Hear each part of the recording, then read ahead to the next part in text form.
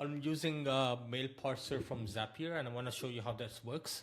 And then the submissions go into my mailbox. So if I go here, it shows up as this. This is the submission that comes in. So how do we solve for this? Now Zapier has this wonderful thing called mail parser. What it does is it gives you a mailbox, and you go to mailparser.zapier.com or parser.zapier.com. You can create a mailbox. So I can create a mailbox and say, it just created a mailbox for me, and I can take this. I can put it in here. So any submission goes to this robot mailbox. I save this, publish changes, and then I'll do a submission over here, test, book a demo. This will redirect to, okay, this redirects here.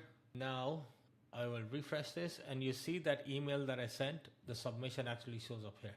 Now what I can do is I can highlight I highlight the text. I say, okay, this is name, and you can see it creates variables, company, and I can then use these variables in Zapier email.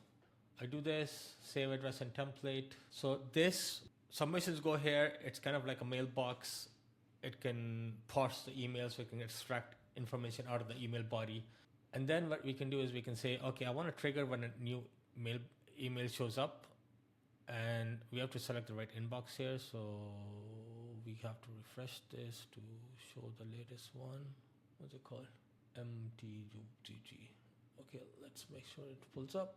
So I select this mailbox, I do a test trigger, it pulled in the email. You can see that email that we just saw there, it pulls up here.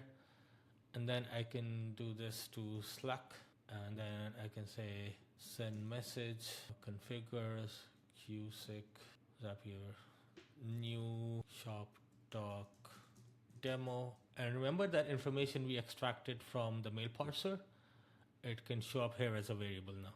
So I can do emails and parse output name. Where's the other one? Parse output email, parse output company, send as a bot icon, yada yada yada, test step, and then see it shows up on Slack. Sorry, you can't see it. But essentially what we're doing is we're saying we have limited automation available from QSIC, from card.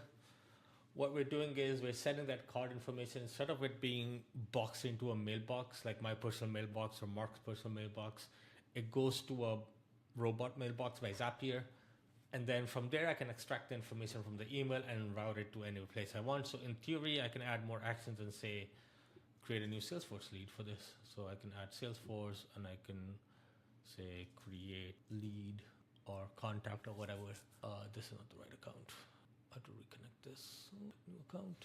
Anyway, I don't want to do this on the call, but I could do this. I could send it to HubSpot, and I could do a bunch of things. So Ali, this is the same concept I use for Taylor from HR for Health. That's a mail parser.